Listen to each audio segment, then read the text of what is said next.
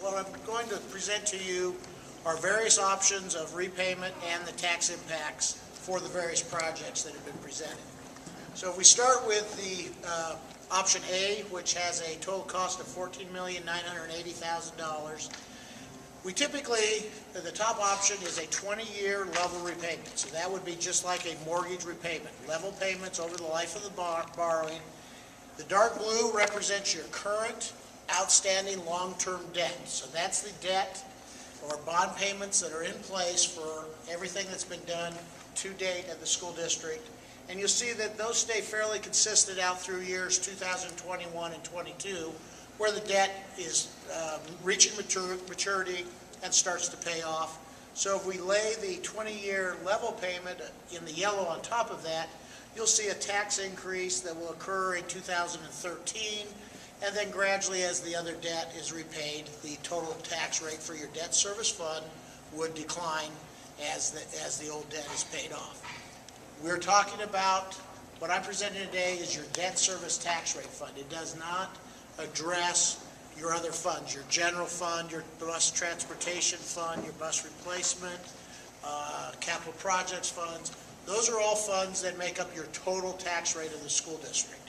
And in turn, there are, on top of those, each of you know, you've got your county taxes, your township taxes, etc., that make up your entire tax bill. So what we're talking about tonight is the debt service portion of that.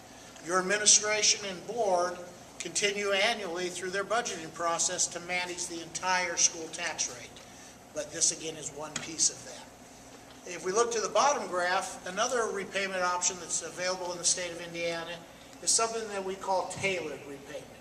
And basically that option allows us to try to structure your repayments so that your total combined debt service stays generally level. And so what you see is in years 2021 and 22, where the debt starts to pay off in the dark blue, we increase repayments on the new project to absorb that drop, so we stay level. What that does typically is lower the initial tax impact, but if we have to stretch it very long, the trade-off is we lower the initial impact, but we increase total payments.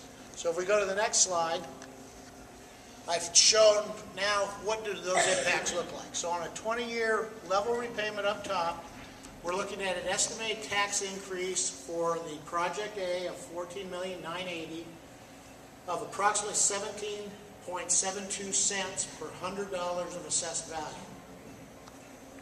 If you know your net assessed value, you can make that calculation. We're going to show you some estimates, and then the school also has a calculator that can help you look at your estimates individually. And then to the far right up on the chart, you'll see the total repayment. That is total taxes that we would expect over the life of the issue of approximately $22,120,000. So that becomes the two parts of your scale as the board evaluates their options, is what type of tax impact do you have up front versus the total cost and the balance of those. If we move down to the tailored, you'll see that exactly as I explained earlier, we would anticipate a lower initial tax impact of 10.16 cents per $100 of assessed value, but you'll see by delaying the repayment of principal, we have an increased interest cost that takes us up to a total payment of roughly $23,844,000. So, do you pay me now or pay me later?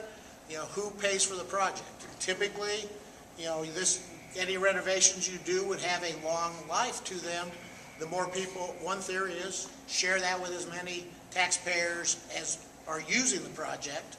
If you pay it off shorter, then are you giving the benefit to just the current users paying for it or future users? But again, those are all different things that this board will have to consider as it moves forward. If we move to the next slide, I then take that 17 cents and 10 cents and try to give you an estimate of a standard $100,000 market value home, a $200,000 market value home, and 1 acre of 100% tillable average production farmland. And that impact is truly an estimate on a $100,000 market value home. If any of you know your market value doesn't match exactly your assessed value. In theory, the legislature wants that. That's not the case.